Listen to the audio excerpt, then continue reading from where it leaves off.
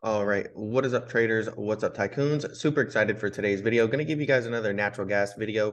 We're going to cover some natural gas news, all right, and then we're actually going to break down the charts, all right, and I'm going to pretty much just go through all of these live. We're going to start off with the Henry Hub natural gas spot price, and then we're going to take a look at the natural gas futures as well. And then I'll break down UNG as well as Boyle and some of the things that I'm paying attention to and watching on them currently. So make sure to smash that like button and subscribe to the channel if you guys are new. I'm dropping natural gas videos every single week. And so if you're looking for a channel to get some constant updates every week on natural gas, this is definitely going to be a good place for you. So what we'll do is we'll start off here going over some of the recent news. And so Germany, there's lots of international news going on right now. Germany is shutting down their last 3 nuclear plants, relying on coal, natural gas during its clean energy push. Right. And now Germany has begun dismantling its nuclear energy infrastructure, claiming the country will aim for 100% renewable energy systems. The European financial power is shutting down its final 3 reactors, nuclear powered supplied electricity for 3 generations, but its legacy remains dangerous for 30,000 generations. And so, you can dive into these articles a little bit more. But essentially they're going to be moving from nuclear and heading more into natural gas as well as coal. Now the US is pretty anti-coal right now, at least the Biden administration is, and they're I spoke about that in my last video, that they are kind of trying to get away from the coal and even move more towards natural gas.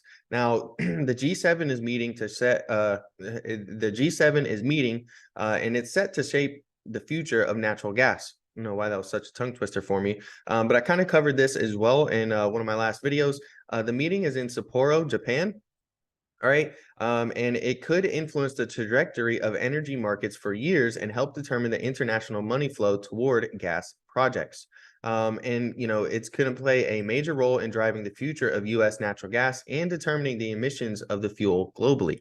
In the middle is the United States, which has yet to detail its full position and is under dueling pressure to both promote natural gas and cut emissions. The United States is one of the more fascinating players in this debate.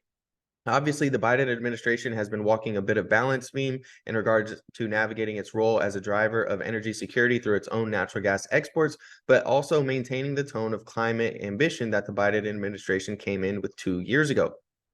Um, and you can dive into this a little bit more as well. But this is one thing that could end up being bullish for natural gas. And there is a chance it could be a little bit bearish. But it also comes as the U.S. gas industry is eyeing a massive new market in the global south. U.S. oil and gas majors such as Chevron Corp and ExxonMobil, they are expanding in Africa with gas projects in countries like Angola, Equatorial Guinea, Nigeria, Mozambique, and elsewhere. Now, Shell recently just got a LNG contract. They just signed an LNG contract with Zim for the transportation, and that's in Jamaica right now too. So, and I believe that that's Jamaica's like first basically intake of LNG through the ports over there and through a ship, through a cargo vessel. So, lots of countries are actually turning to natural gas.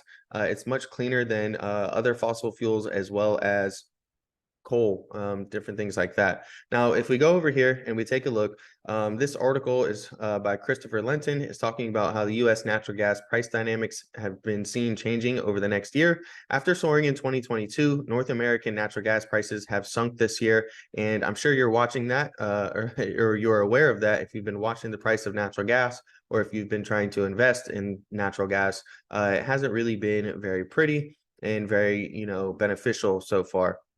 But this could change as soon as this summer, and certainly starting next year when new U.S. LNG capacity comes online. And that's kind of what this chart visualizes right here. This is February 16th through December of 2025. So the years are, or these numbers here, these are the years, okay? Not the dates, not December 25th, but rather December 2025. Now, what he says is that I don't think we are going to stay that low for long. We should get back to $3 around summer and then 4 by next winter. And then we see the LNG facilities come online. All right. Now, LNG has been starting to fire mostly on all cylinders in the last week. But basically the US has become a powerhouse globally when it comes to exporting LNG, and the real LNG boom begins from next year onward, right? And that's really when things are going to start booming in terms of LNG and, LNG exports for the US. They kind of dive into that a little bit more. But Mexican LNG projects are also slated to use U.S. natural gas to feed both Asian and European customers. In my last natural gas news video, Europe is pretty much in a tight position right now because they're not really looking to sign long-term natural gas contracts, but they don't really have enough natural gas for the next winter. And so that's one of the narratives that's going to be coming out a lot more in the future. Right now, it's still semi-bearish when it comes out to natural gas news and sentiment, but they're already kind of laying the foundation for a bullish natural gas narrative later this winter, right? And basically using Europe and their energy situation as kind of like the stomping grounds for that new bullish natural gas narrative that could be coming out this winter. So one more thing that we'll look at before we hop into the charts, natural gas futures bounce on balance tightening, but they have modest near-term demand sinks crash. The natural gas futures ended the week on higher ground as traders digested the latest storage data, which reflected some potentially bullish signals for the market, with some short covering likely in play ahead of the week. The May NYMEX gas futures contracts, they settled up 10.7 cents on the day, and June futures closed out the week up 10.8 cents. And we have kind of a visual right here of the California regional 24-month outlook at the forward basis curves. Now, spot gas prices, however, nosedived for the 3-day gas delivery period. Losses were most pronounced on the West Coast, though California prices remained at a stout premium to the rest of the country. NGI spot gas national average dropped 12 cents to about $1.86. And we have LNG feed gas fluctuating near highs. We have cash slips on light heating needs, and South Central surpluses shrinking here. With weather-driven demand rather uninspiring in April, the market has been attuned to other changes in the supply and demand imbalance. Production has offered little support to prices in the recent weeks, although output has fluctuated and fallen back to the high 90s over the past month. That reduction was tied to pipeline work. However, another look at the supply side of the equation offers some hope that prices may soon swing to the upside. Thursday's Energy Information Administration, the EIA, weekly inventory report showed a net increase of 25 billion cubic feet increase in overall stocks, resulting in an expansion of the year-over-year surplus to 460. The overhang to the 5-year average, meanwhile, held relatively steady at 295. Taking a more granular approach to the storage data, Mobius Risk Group noted that the 25 BCF injection, while meeting market expectations, also implied flat year-by-year supply and demand. This is a material divergence from what came to be the norm last summer and through most of the 2022 to 2023 withdrawal season. For the market to latch onto this concept, there would need to be more of the same in weekly inventory reports during the shoulder season. A sample of daily storage facility data it tracks that this beat could be replicated in the next EIA report. It will be interesting to see if the market begins to take note, or if instead focus is the more simplistic and centered on an expanding year-over-year storage surplus, which did also occur with Thursday's EIA inventory report. So, that's some of the news that I've been tracking here recently when it comes to natural gas. What we'll do now is we'll head into the charts. But before we do so, right, I'm going to read you guys a quick disclaimer. The content provided in this YouTube channel is for informational and educational purposes only and is not intended to be relied upon as legal, financial, or investment advice. Myself and any individuals on this YouTube channel are not registered financial advisors or brokers. Trading in stocks, bonds, commodities, crypto, it all involves a significant risk of loss and is not suitable for all investors. So be sure to read through the full disclaimer. All right, we'll go ahead and get out of here and head over to TradingView now. And as I mentioned, we're going to start off here with the spot prices of natural gas. All right. And one thing that I want to note is we've been respecting the levels pretty well. Okay, 2.2 has been a level that I've been watching a lot. And you can see that that's currently our resistance right now. Okay, we're struggling with that area right now. And that's something that I've been watching. Now, I really look at the natural gas spot price chart.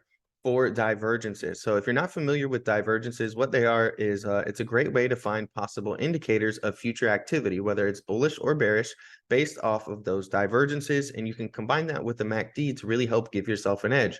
Trading is like going to battle. It's like going to war. You need to have the proper weapons at your disposal, and then you need to know how to use those weapons so that way you can increase your odds of success. Right. And so these are some of the weapons that I like to use on my battlefield. Right. So take a look here. We have a low and then a lower low. Price action is clearly going lower. But if you look at your RSI, this is your relative strength index, and it's going to measure the relative strength of whatever you're looking at its given price. And at the point where we have a low here as well. And then we come down and we made a lower low on the price, but we made a higher low on the RSI. So when you're making higher lows, but price action is making lower lows, that's known as bullish divergence. And then we actually got a crossover here to the upside. The red line crossing above the blue line is typically known as an entry signal. And you can see that once we get bullish divergence and an entry signal, we had a strong move to the upside afterwards. Now, the move doesn't always happen immediately. Sometimes it takes months to play out. Over here, we got the exact opposite where we're making higher highs, right? We have a high, we have higher highs. So price is clearly going up, but on the RSI, we're making these lower highs right here. So when price is going up, making higher highs, but the RSI is going down, making lower highs, that's bearish divergence. And you can see we also got the red line crossing below the blue line here on the MACD. And sure enough, we had a strong move to the downside. And we've kind of repeated that process a few times where we're making lower lows, but higher lows, get a strong push up, get a MACD crossover, then we make higher highs with lower highs here, and then we get a crossover to the downside. And so currently, what's relevant to us right now is we have a low here, right? And we have these lower lows here, but we have a low and we have these higher lows right here that we've been testing. And we've been bouncing off of those higher lows, building that bullish divergence on the relative strength index for natural gas. But currently right now, we're just really battling that 2.2 level. So we're going to see if, spot prices can get above 2.2 on the Henry Hub, and above 2.2, I have 2.43. 2.79 and 3.32 are really the major levels that I'm paying attention to and watching. Now, I did a whole video based on, the performance of natural gas in the month of April, and 69% of the time, natural gas is up in April, and it is a green month in April, but that doesn't mean that it's always massive gains, right? Natural gas could be just up 1% for the month of April. Sometimes it was up 15% for the month of April. So, that's just some interesting data sets. Really, you can check out that video. Just type in natural gas April seasonality and it'll pull right up. And I go into the statistics a little bit more in detail. But, we've been testing some really historic lows, guys, when it comes to natural gas. If you take a look, this prior resistance level is ultimately became our new support here at 187. Old resistance becomes new support. And, we can see that this is that 2.2 level right over here that we're battling right now. And that was a low back in about November, December of 2020. And so we're testing lows that we really haven't seen for years to come on natural gas. And if we zoom out pretty far here, okay, you can see that natural gas has gone lower. But, when we are at this $2 or below region, we tend to consolidate there for a little while. For about 3 months to about a year, and then we see large moves back to the upside afterwards, right? So over here we went from like $1.50 all the way up to about $3.50. And over here, we went from, right around $1.50, $1.60, all the way up here to about $4.50. So, you have to be cautious. You have to understand, how some of these things work historically. And, typically natural gas around that $2 region or below, it has stayed there or consolidated around that area for, a minimum of 90 days, all the way up to a maximum of a full year. So, when you combine that with some of the articles that we were talking about, that, hey, yeah, natural gas could have a good summer, prices could start heating up this summer. But they spoke about LNG and how the LNG is really going to take off next year, in about a year from now. And that kind of coincides with the natural gas spot prices being around that $2 price level, and the fact that they can stay there anywhere for up to a whole year. All right. Now we'll move on to the futures. Okay. You need to be paying attention to the spot price. You need to be paying attention to natural gas futures if you're trying to trade boil if you're trying to trade cold, if you're trying to trade UNG. All right, those are the things that you really need to be paying attention to, because those are going to give you clearer levels. Now, what we'll do is we'll actually go out to the 1 month time frame real quick and look at the monthly chart, and we can go over some of the key levels that I'm really paying attention to on the monthly time frames. So we have this demand zone that we're coming down and testing, that we really haven't tested for years as well, right? So we tested some of these levels back in 2020, and then we tested these levels back in 2016, and we touched these levels a couple times here in about 2018. So you can see that that's what we're doing now, is we're just dancing along this demand zone, and we keep tapping the top of it, but there is significant demand being shown so far, right? And demand is simply, a demand zone is simply an imbalance of buy orders, guys. So you can see that there's an imbalance of buy orders here, and that imbalance of buy orders pushes price higher. It's an imbalance of demand. And each time we came down into this demand zone, we found that imbalance of demand and pushed higher multiple times. Now, the supply zones are areas where there's an imbalance of sell orders. And you can see that we came down and we tried to flip this prior supply zone into a demand zone and find support in here, but really we pushed lower, and each time that we came back up into the supply zone, there's still a strong imbalance of sell orders up there for the moment, and so we continue to see price get pushed back down lower.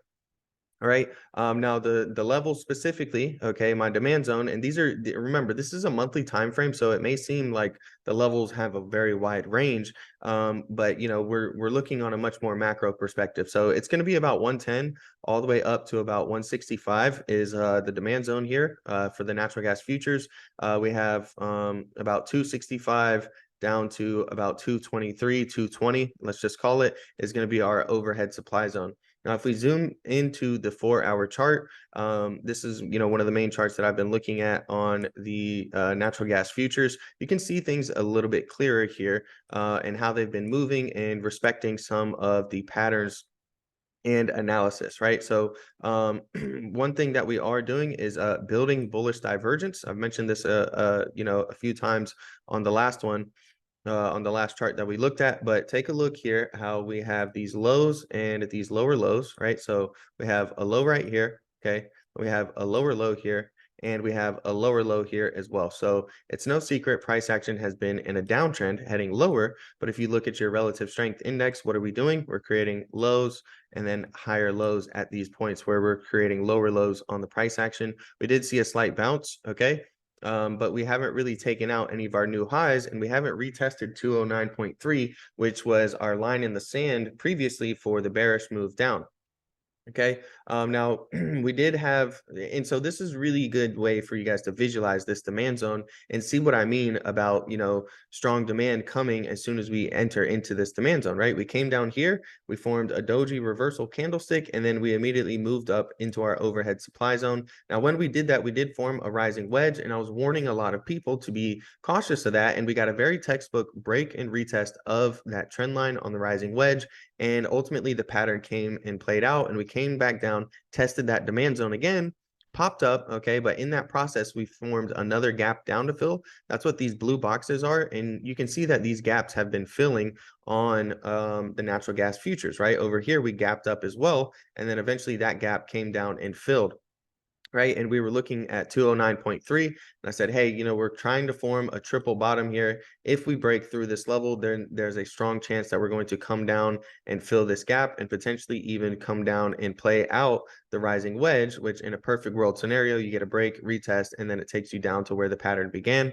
And that's exactly what we got. So, we do have a little bit of some bullish divergence forming here. We're going to want to see the RSI maintain this bullish divergence trend line on any type of a pullback and continue creating higher lows, rather than breaking through this bullish divergence trend line. Most likely that's going to coincide with a pretty large move to the downside and potentially head lower on our natural gas futures demand zone. So that's pretty much the main things that I'm looking at on the natural gas futures. If we go over here and we'll take a look at UNG real quick.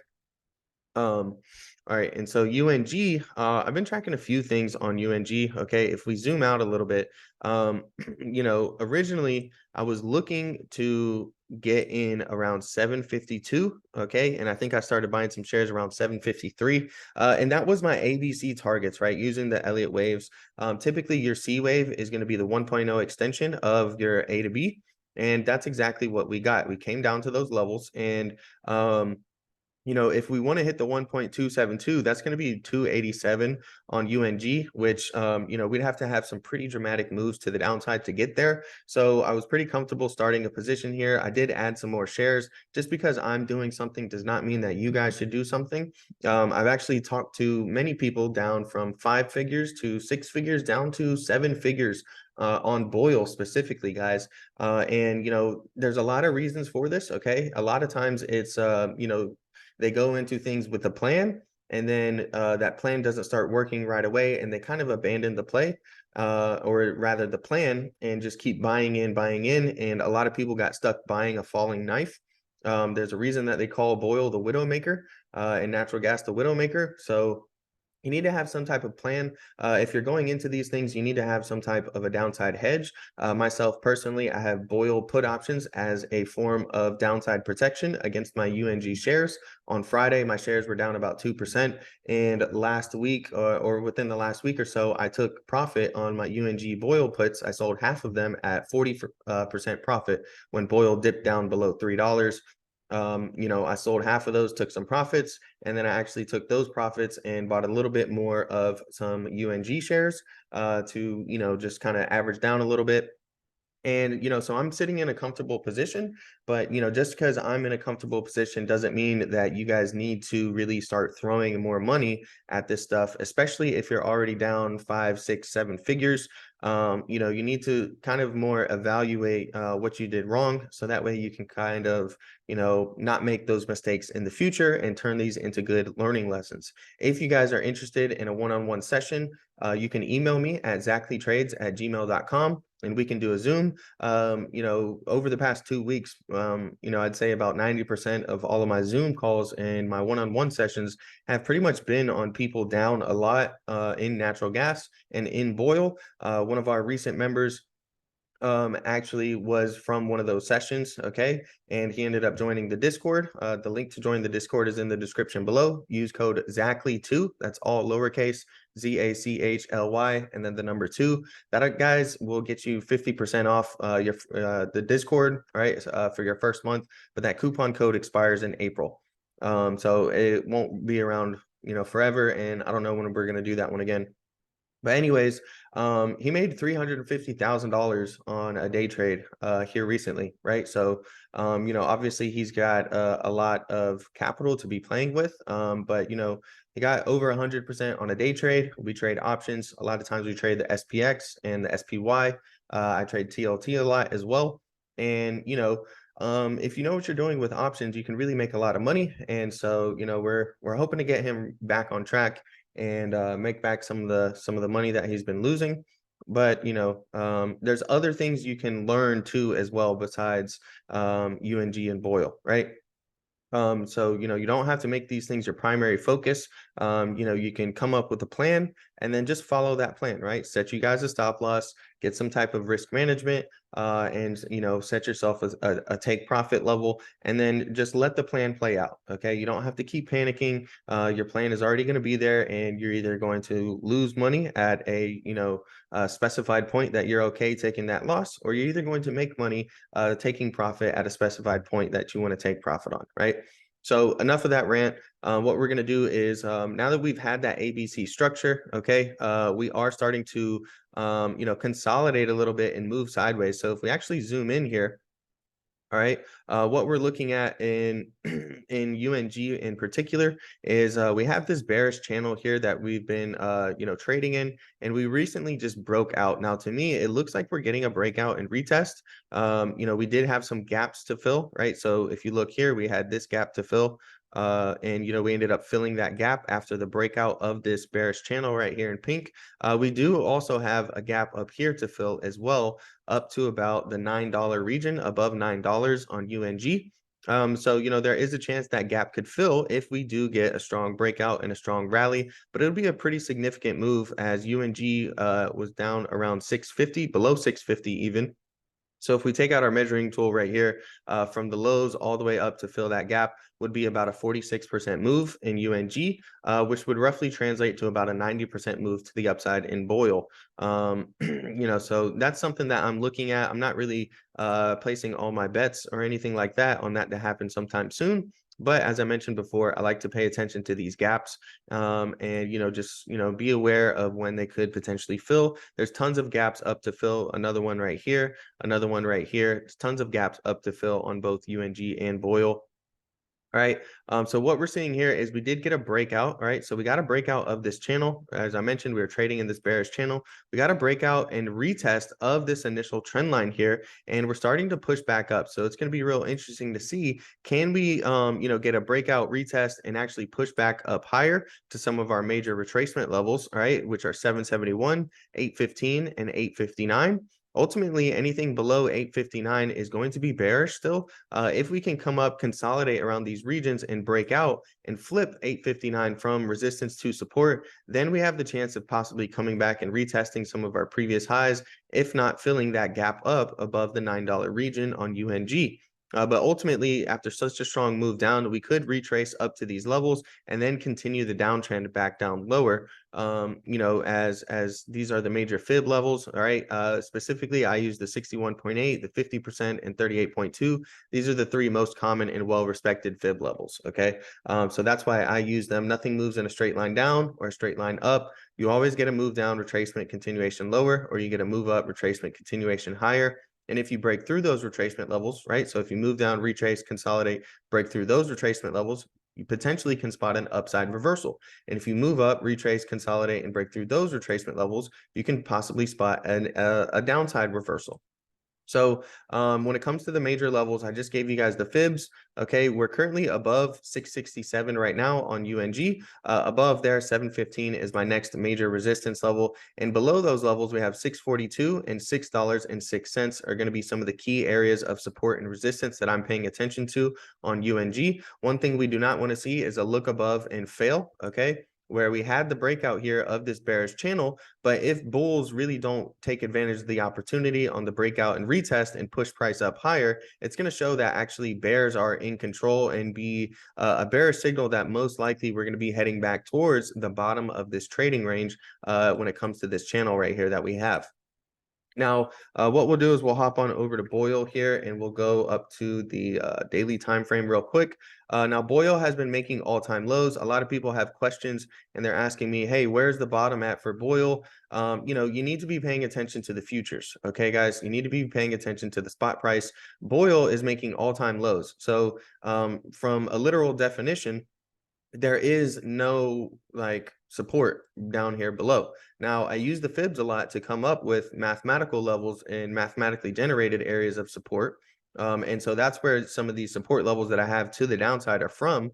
But, from a technical speaking point, right, there's no time that Boyle really was at these price levels to determine, okay, well, hey, buyers stepped in at this price in the past. This is an area where we could potentially have support. Now, the fibs have been pretty nice, right? If we extend, let me actually do that real quick. And we can extend this over here to the right. So let me do that real quick. And you guys can see that, we are respecting those levels pretty well. If you take a look here at our right around 320, I believe is this level, we did consolidate here for a little bit and we broke below a couple times, but buyers ended up stepping in. And now I also did have a level below there. Okay, if we take a look, I'll go ahead and extend the lines to the right on this one as well.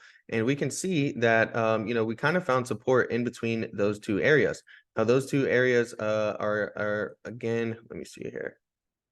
It's about 320 and 283, right? So those are kind of like my main levels that I'm looking at for support, to potentially find some support. If we break below 283, we have $2.13 and then 143 are going to be my major levels, major areas of resistance. When it comes to the fibs, okay, and overhead resistance. All right. If we are able to stay above this 320 area and ultimately get a breakout, because it looks like we're starting to form some box consolidation here. So if you take a look, this would be our consolidation range. There is 3 stages to a reversal. You have the downtrend, you have box consolidation, and then you have the reversal itself. Now, just because we're in the box consolidation phase here currently and trading within a range, it doesn't mean that we're guaranteed to get a full reversal, but these are the stages of a reversal. A breakdown is also a possible scenario. Okay. Now we've continued to hold the bullish divergence on the RSI for Boyle, right? So if I zoom in just a little bit more on this, you guys can see that we've been creating these lower lows, right? We have low, lower low, lower low, lower low. Okay. And then we have, these higher lows that we're generating on the RSI, right? We have, low, higher low, and really this range of higher lows. And we've been bouncing off this trend line pretty nicely, just not really seeing any follow through in the price action, right? The initial bullish divergence from this low and this low, we did see a strong push to the upside, but we haven't really seen any follow through since we've been testing these bullish divergence trend lines here again. All right. So if we do get some upwards price movement, okay, 435 is going to be a major resistance level.